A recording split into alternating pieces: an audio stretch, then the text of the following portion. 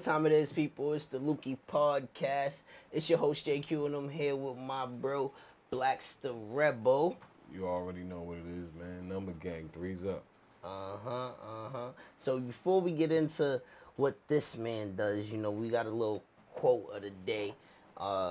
Just some real, I feel like it was some real dope shit. But it says, y'all cowards couldn't wrap this dope in a zigzag. That's from my man, Chad. That's just some real shit. If you a dope artist, man, you already know what time it is, man. Y'all, I mean, you feel like you can't be touched, right?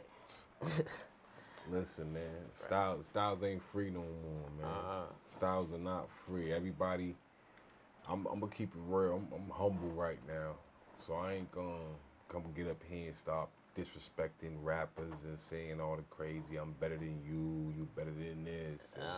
I'm just who I am, man. You already know. I'm me. So with that being said, I'm here for the people. My name is Blakks The Rebel. I kick the truth to the youth. I'm that dude, like, call it what you want to call it. So tell them about Blakks The Rebel. Who is Blakks The Rebel? Blakks The Rebel's for the people. I'm for you. I'm for him. I'm for her. I'm for all of us. I ain't just for me, and it ain't just about me. It's about changing our community, changing the people as a whole, changing the music industry right now. What they got going on, calling it music when it's really trash. Like, I keep it 1,000. I can't even listen to more than 5 new rappers right now.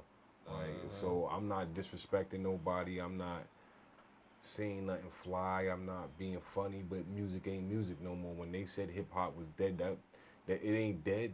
It just got a lot of cracks and it's bleeding out right now. Yeah. It's bleeding out right now. So we gotta find ways to patch that up. So and with your music, how do you plan on doing that?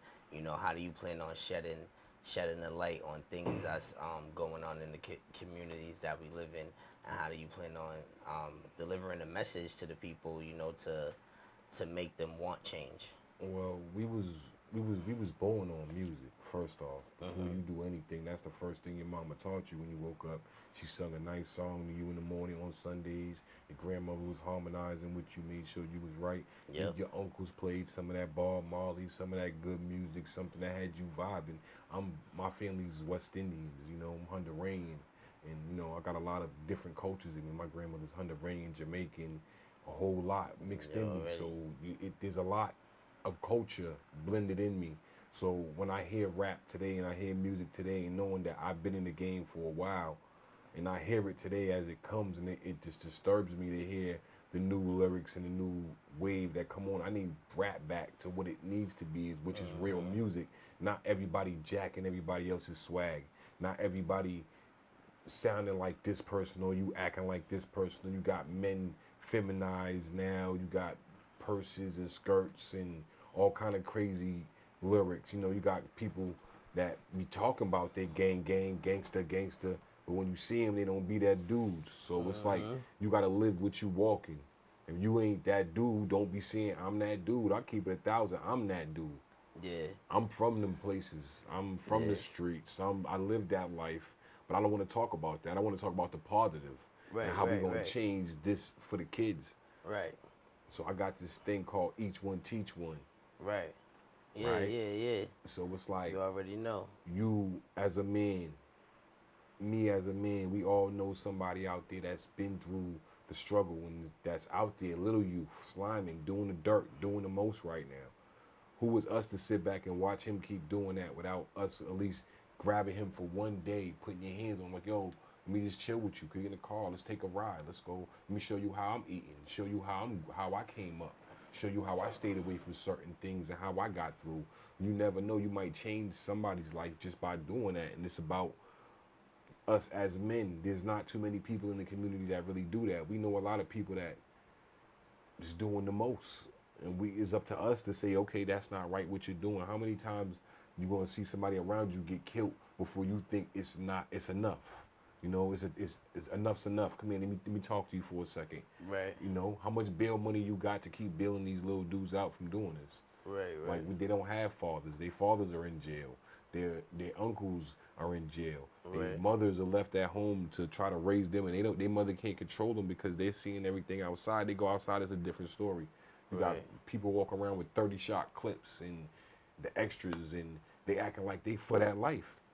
15, 14, 13 years old, walk around with the joints, getting locked up, caught for what? When they could have actually had somebody to teach them. What happens is there's no more programs. Like when I was growing up, like, you know, it was DYC, there was all other kind of youth foundations you can go to and escape from the violence outside. We don't have that no more. There's no Yeah. more funds into the communities, no voice, no more us leaders saying, okay, let me go take this group of kids and do something fun with them for one day. Yeah. We don't have that. No. That's something that the black community is definitely, you know, in need of.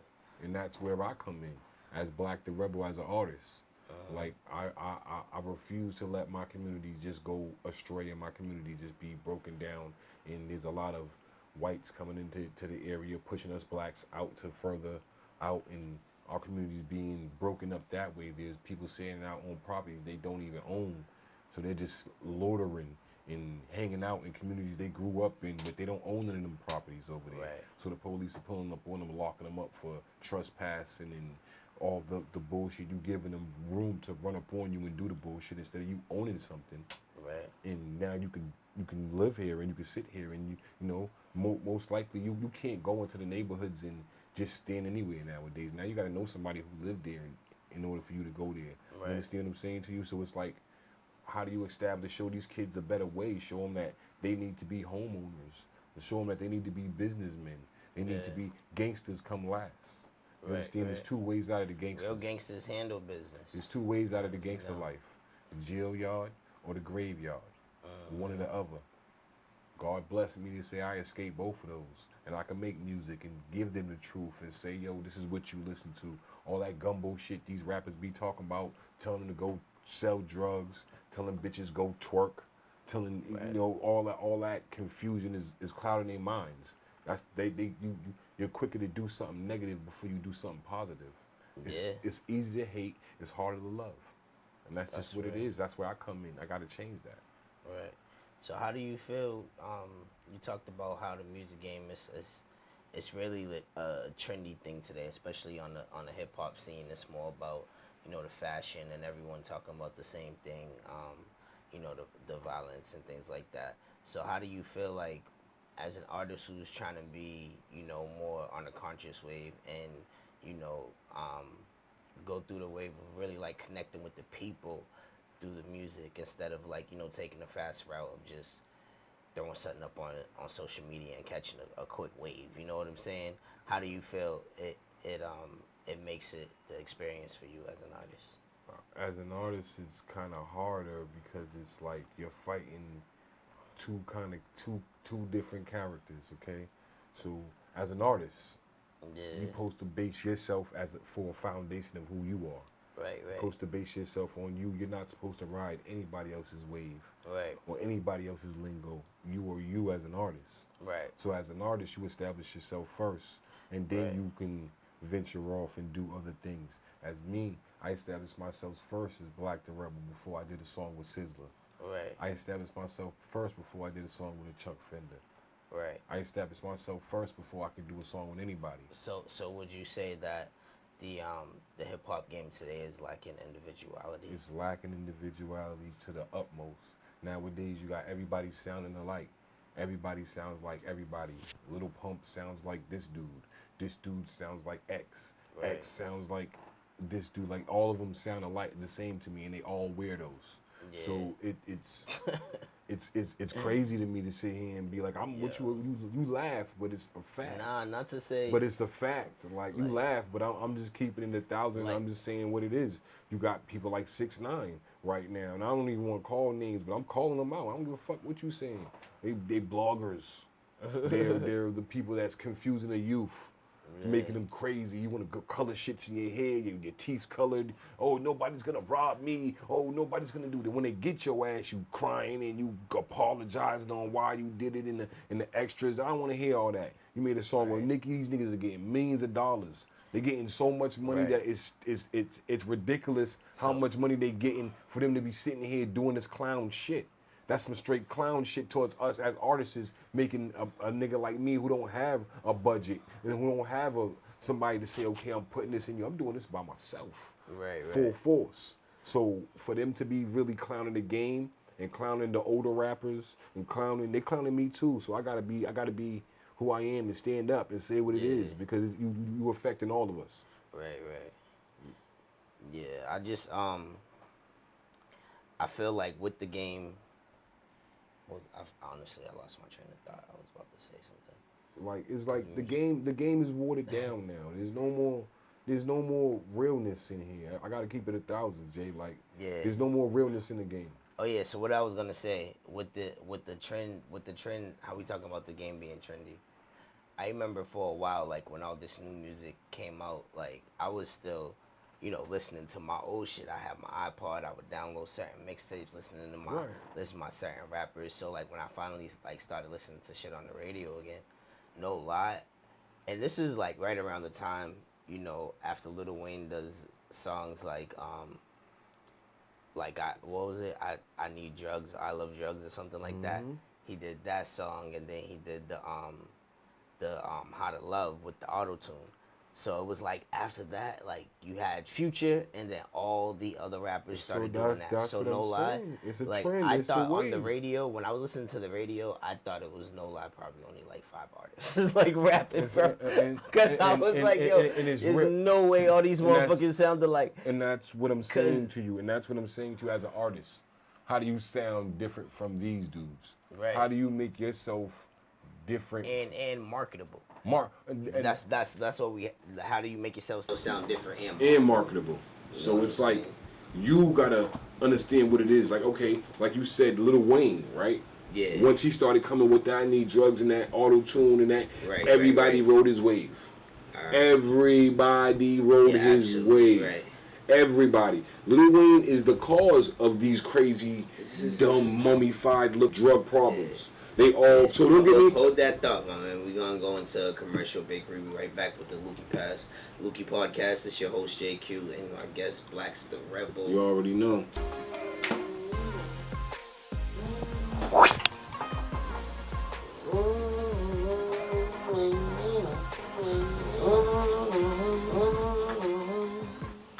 Welcome back to the LUQI Podcast. It's your host Jae-Q and I got my guest Blakks The Rebel with me. You already know what it is. You already know.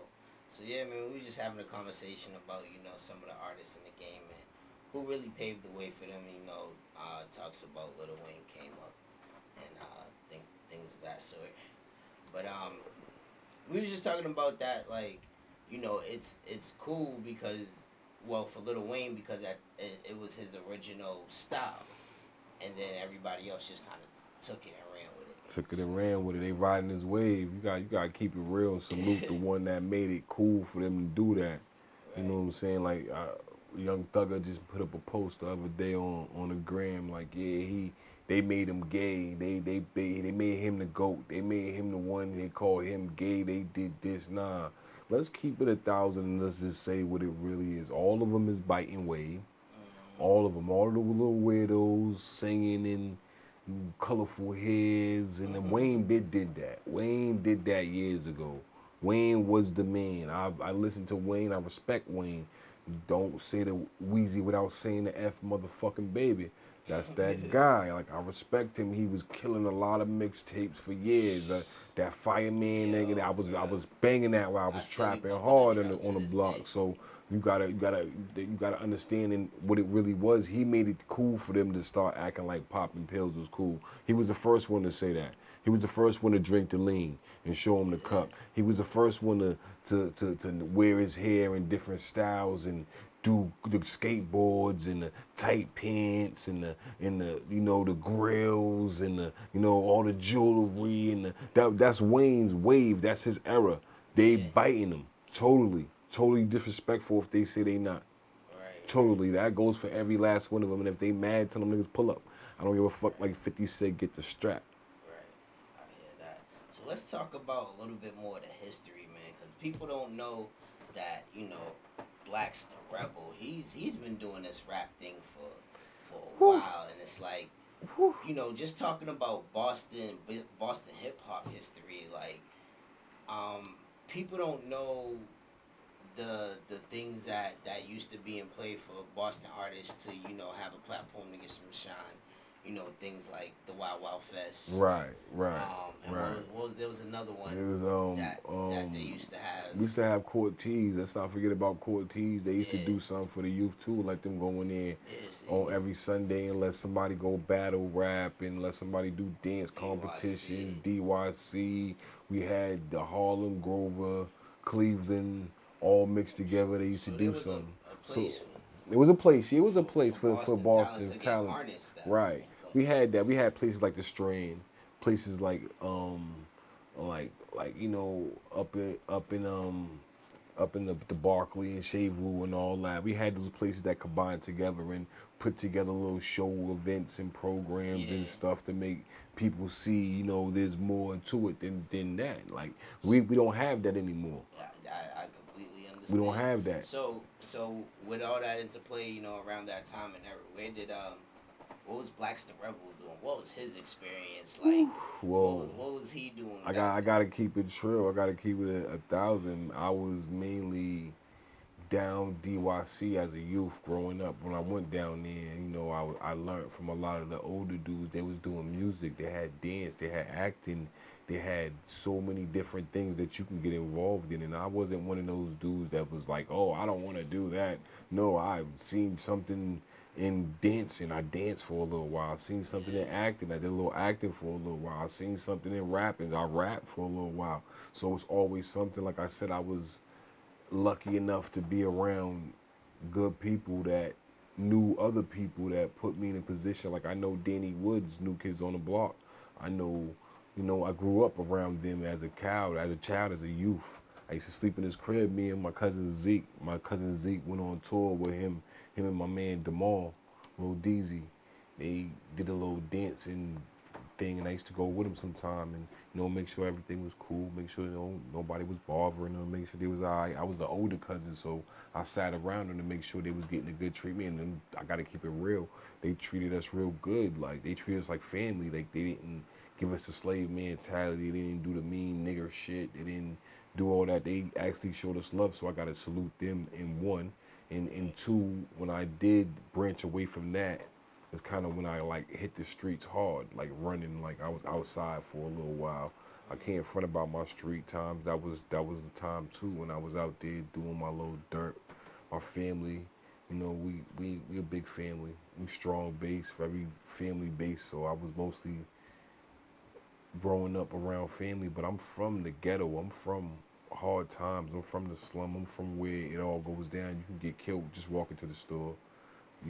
I'm from the era where you gotta watch your back coming outside. I'm from the era where every time you take 5 steps, you looking back, Right. because that's just what it was with me growing up. So me growing up, it was you get the good and you get the bad too.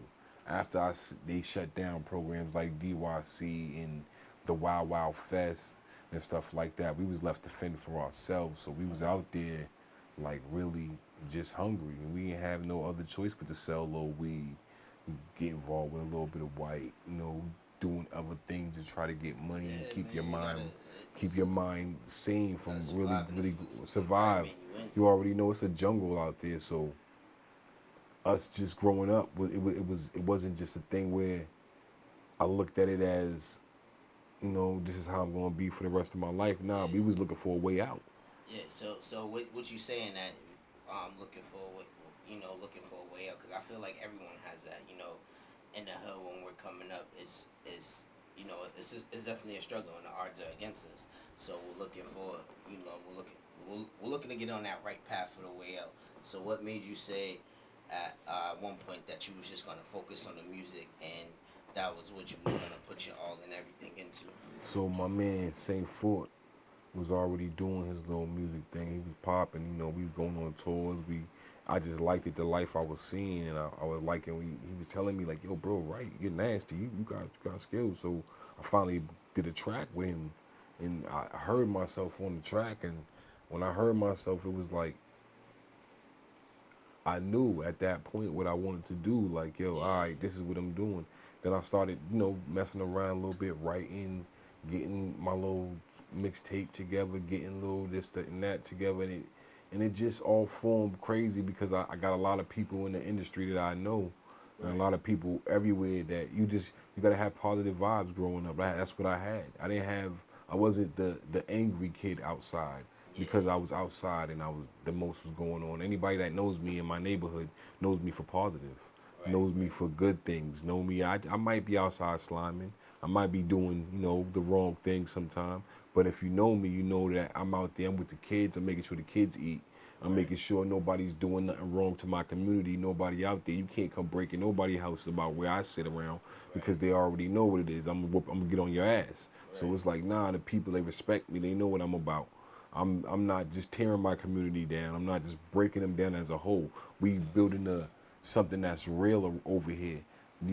This is something that I rap about in my songs. Like we didn't make coke, we didn't make guns, but how is it in our community more than it's in the white communities? How is it here towards us? We get all the blame for all the bad things. What about the good things? What about in life? What about in life when how did they survive? You understand what I'm saying? They surviving off of their bloodline. They're surviving off their grandfathers being a slave owner. You understand what I'm saying? They're surviving off of having good credit because their grandfather had that bag. We didn't have that privileges. Where's your grandfather? Do you know where your grandfather? People don't know what their grandfathers did in life to be who they are. Most men don't know their grandfathers.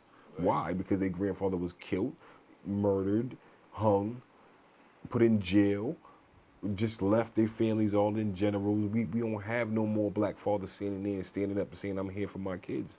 And I'm going to be there for my kids. And I'm going to raise my kids. And I'm going to do the right thing for my kids. We don't have that. There's a lot of kids in the neighborhood that walk around with no fathers, nowhere to eat, nowhere to go. So that's why they join gangs and they join other people, because the gang members pick them in and say, hey, I love you. Hey, take this and go do that. And I'm your older G. And I'm going to do this for you. And I'm going to do that. No, that's not what I do. What I do is I get the kids, I give them something to eat, I go find out why their parents ain't there, what's wrong in the household, how can we change the situation, how can I link it with a program to help them get right without putting DCF in their life, without putting something in their life that's going to take them away from their families. We need to learn how to bring families more together than to rip them apart. Right. And that's just what I'm about. So I love my unity. I love my neighborhood. I love my unity that I have in the neighborhood. So when it comes to me, I just want different. That's it. So, yeah, that was gonna be my next question. Like overall, with the positivity that you spread throughout the music and what you talk about, what is the overall change that you hope to see throughout the community? Like you said, why did I start making music? I made music for the community. I made music for people so they can have an outlet. And they can have somewhere to go and somewhere to go and spit that and let that out, because there's a lot of people around my community that's talented. So I started making music to make sure that my community could eat, and that infused me to say, okay, this is what I want to do. This is how I'm going to make a difference. I want to make a community center. I want to make a rec center that does all those things that I had growing up. Like I said, the Wow Wow Fest, the extras, and the so on and so on. We have a lot of talent in Boston that we need to get spread it out. So I want to make a center, just a center, no bias center. Anybody can go in there. I'm gonna have engineers, producers, all that in there for them when they want to come in there, any age bracket, any race, anything. Go in there and do your thing. I ain't gonna say it's free, but So you want to make so you basically want to make things more available and accessible. Just more available, more accessible to kids in the community. Kids are free. Everybody else, they gotta, pave their way. That's dope. All right, man. You Blakks already. The Rebel, man. Keep it up. So we actually got a song. Tell people the song that you want to get into, and then tell them where they can find you. Man, listen, I'm right now promoting my song Couple Mil. It's about a lot of police brutality, a lot of racism, a lot of things going on in the world today we can't control. All we want is a couple mil. We don't want billions. I just want to change a couple of them. You know what I'm saying? I just want to stop a couple of police brutalities, a couple of shootings, so this is my way right here. I was telling y'all. As a community, we can stop them all together, have that mindset. We ain't got to be able to, change the world all by one person himself. But if we all had that mindset that you could stop a couple of things, we could achieve a lot. Yeah. threes up. Numbers. Number gang. Hard work. Hard work pays off, no days off. CJ Beats. This it. All I wanted was a couple million. Yeah, couple mil. All I wanted was a couple million. Yeah, couple mil. All I wanted was a couple million. Yeah, couple mil. All I wanted was a couple million. All I wanted was a couple mil. Too much power, that'll get you killed. All I wanted was a couple million. Yeah, I bet I'm gon' get it. All I wanted was a couple mil. Too much power, that'll get you killed. All I wanted, yeah. All I wanted was a couple mil. Too much power, that'll get you killed. Throw your ass in jail, they give you no bail. Die in the cell just like oh well. Shooting brothers with their hands up. Choked the man for them cigarettes. Knew it was the wrong spot, but they still shot the man in that residence. Shot OG in the back cause he ran from them. Mad cause he couldn't get their hands on him. Killed Shorty in the box, try to cover it up. They murked homie in that paddy wagon. So many stories, I can keep going. Who really know who's next to go when they pull you over? Got your kids wishing, let me paint a picture. You're the victim, fuck the system. We're the leaders. Tell me where you at when you really need them. Who gon' teach the kids that they ain't got no freedom? Slaves for years, they never had no freedom. Bug your house, tap your phone, give you 5 years, men don't catch you with the chrome. Put it on your record, can't get a job. Being black is so really hard. All I wanted was a couple million. Yeah, couple mil. All I wanted was a couple million. Yeah, couple mil. All I wanted was a couple million. Yeah, couple mil. All I wanted was a couple million. All I wanted was a couple mil. Too much power, that'll get you killed. All I wanted was a couple million. Yeah, bet I'm gon' get it. All I wanted was a couple mil. Too much power, that'll get you killed. All I wanted, yeah. All I wanted was a couple mil. Plug trying to sign me, told me fuck a deal. The work just came in, talking 20 bills. Get caught with that, go straight to jail. So I'm dumping on them. Motherfuck the cops, that's a headshot. You don't need a doctor, I'm a rude boy. Hang with real roster with a machine gun. Motherfuck the ops. Cold in the streets where we die by. Get caught stitches, don't think we gon' drive by. Little nigga walk up on your ass like. Walk away laughing at your ass like, don't play with my money, don't play with no rats. You do me dirty, I'm making it clap. I'm from the side, but real niggas ride. They meet at the top and the bullets collide. If you survive, don't give no word to no five. See me, I'm telling no jive. You would think I would drizzy, nigga telling no lies. Get rich or die trying, you can see it in my eyes. 20 in your head, you can get it right now. 20 in the bag, you can get it right now. I hang with shooters that carry that Ruger. You walk up on me talking funny, they do you like ah.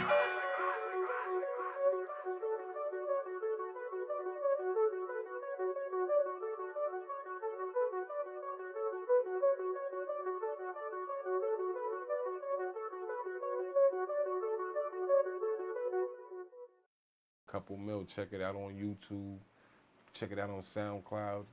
Y'all just follow Blakks The Rebel, Instagram, check it out. Make sure y'all tune into this LUQI Podcast too, man. My man spitting that real, he's giving you a platform for you to do your thing. Make sure you take that.